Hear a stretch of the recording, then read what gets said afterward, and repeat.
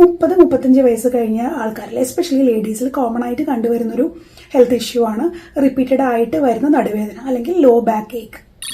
അപ്പോൾ എല്ലാത്തരം നടുവേദനയും spine related issues കൊണ്ടൊന്നും അല്ലെങ്കിൽ കൂടി ഏകദേശം ഒരു 70-75% നടുവേദനകളുടെയും കാരണം സ്പൈൻ റിലേറ്റഡ് ആയിട്ടുള്ള ഇഷ്യൂസ് തന്നെയാണ്.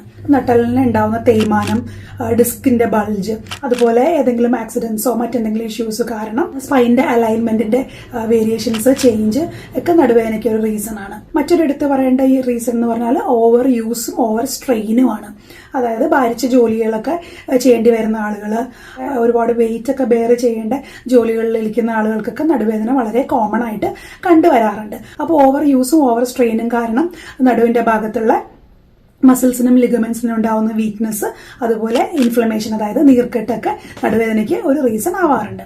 ഒരുപാട് നേരം നിന്നും ഇരുന്നും മണിക്കൂർ കണക്കിനൊക്കെ ജോലി ചെയ്യേണ്ട ആളുകൾക്ക് നടുവേദന കോമൺ ആയിട്ട് കണ്ടുവരാറുണ്ട്. അതായത് സോഫ്റ്റ്വെയർ പ്രൊഫഷണൽസിനൊക്കെ കണ്ടിന്യൂസ് ആയിട്ട് മണിക്കൂറുകളോ ഇരിക്കുമ്പോഴത്തേക്കും ഉണ്ടാവുന്ന ഡിഫിക്കൽട്ടിയാണത്. അത് സെയിൽസ് ജോബ്സിലൊക്കെ ഒരുപാട് നേരം നിൽക്കുമ്പോൾ നമ്മുടെ സ്പൈനിന്റെ പോസ്ചർ പ്രോപ്പർ അല്ലാതെയും അൺഹെൽത്തിയും ആവാറുണ്ട്. അപ്പോൾ അത് കാരണവും നമുക്കിനി ലോങ് റൺ നടുവേദന വരാറുണ്ട്. ഇനി ലേഡീസിനെ സംബന്ധിച്ച് നമ്മൾ നോക്കുകയാണെങ്കിൽ ഗർഭാശയ സംബന്ധമായ അസുഖങ്ങൾ കാരണം ലേഡീസിന് നടുവേദന വരും. അപ്പോൾ എല്ലാ നടുവേദനയും നമ്മൾ ഡിസ്കിന്റെ ആണ് അല്ലെങ്കിൽ സ്പൈനിന്റെ ആണെന്ന് തെറ്റിദ്ധരിക്കേണ്ട കാര്യമില്ല. ലേഡീസിന് നടുവേദന വരാനായിട്ടുള്ള മറ്റൊരു റീസൺ മെനോപോസ് കഴിഞ്ഞിട്ടുണ്ടാവുന്ന കാൽഷ്യം ഡെഫിഷ്യൻസി കാരണമാണ്. മറ്റേത് അസുഖത്തെ പോലെ തന്നെയും ഏർലി ആയിട്ട് ഡയഗ്നോസ് ചെയ്യുകയാണെങ്കിൽ നമുക്ക് വളരെ ഈസി ആയിട്ട് ആയുർവേദത്തിലൂടെ മാറ്റിയെടുക്കാൻ പറ്റുന്ന ഒരു കണ്ടീഷനാണ് ഈ ലോ ബാക്ക് ഏക്ക്.